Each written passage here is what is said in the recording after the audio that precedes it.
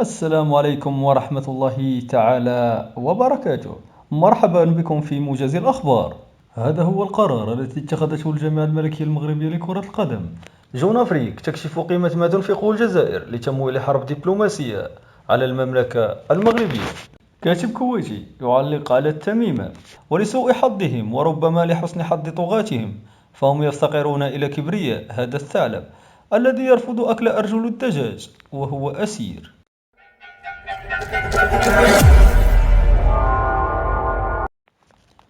السلام عليكم ورحمة الله تعالى وبركاته. مرحبا بكم أيها الأعزاء. قبل الدخول في تفاصيل الخبر، المرجو الضغط على زر الاشتراك ليصلكم كل جديد. هذا هو القرار الذي اتخذته الجامعة الملكية المغربية لكرة القدم في خصوص شان الجزائر. إليكم تفاصيل الخبر. قررت الجزائر عدم السماح للطائرة المغربية التوجه إلى قسنطينة في رحلة مباشرة، والتي ستقل اللاعبين المغاربة للمشاركة في كأس إفريقيا للاعبين المحليين. يبدو أن القرار المتوقع من الجامعة الملكية المغربية هو الانسحاب من هذه البطولة، وهو ما سبق وأن أكد عليه رئيس الجامعة الملكية المغربية فوزي القجع، والذي اشترط مشاركة المنتخب المغربي بضرورة توفير رحلة مباشرة من مطار الرباط سلا إلى مدينة قسنطينة الجزائرية. وسبق لوزير الرياضة الجزائري أن أكد أن الكاف ستوصل بالرد خلال 24 ساعة على طلب الجامعة الملكية المغربية لكرة القدم بشأن السفر من المغرب إلى الجزائر في رحلة جوية مباشرة للمشاركة في كأس إفريقيا للاعبين المحليين، وهو الأمر الذي لم يتم. وقال القجع في اللقاء الصحفي الأسبوعي لمجلس الحكومة الأخير: ما طلبناه كان واضحا، وهو عكس ما تم الترويج له خلال 24 ساعة الماضية. فالطائرة التي ستقل الفريق الوطني يوم 10 يناير يجب أن يمنح لها ترخيص للنزول في مطار قسنطينة، وهي المدينة التي سيلعب فيها الفريق الوطني.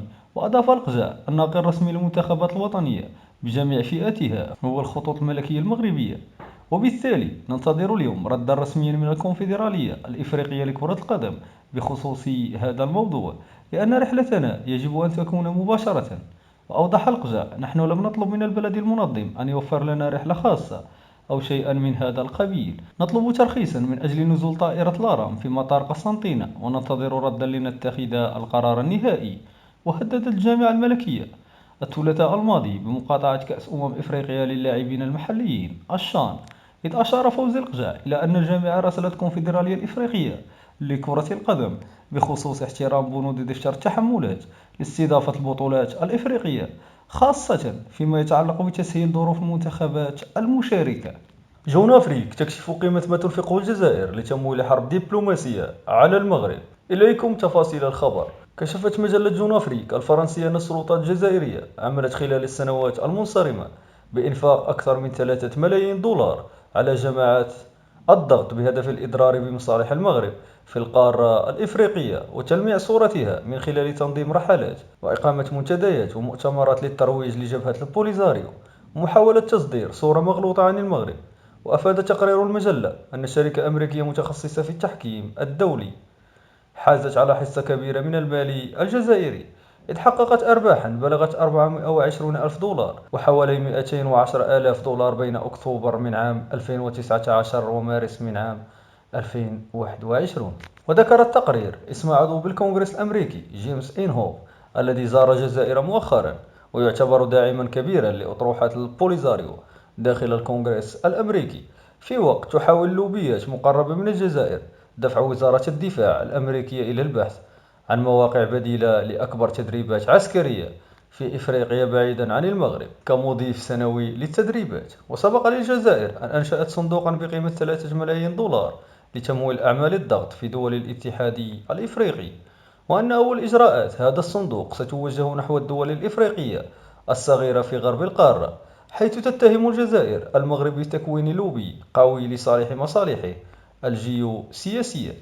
وكان الموقع الرسمي للجيش الأمريكي فقد قال في بيان إن المخططون العسكريون المشرفون على مناورة الأسد الإفريقي المرتقب تنظيمها بالمغرب عام 2023 أنهوا تنفيذ جميع التصاميم التقنية، وذلك خلال اجتماعات في المنطقة العسكرية بسوفولك بولاية فيرجينيا الأمريكية. وتابع بأن المناورات تم تصميمها على أساس أن تجرى في المغرب باعتبار المغرب شريك للولايات المتحدة في تنظيم وإجراء هذه المناورات، في حين سيتم إجراء مناورات أخرى في 3 بلدان إفريقية هي تونس والسنغال وغانا.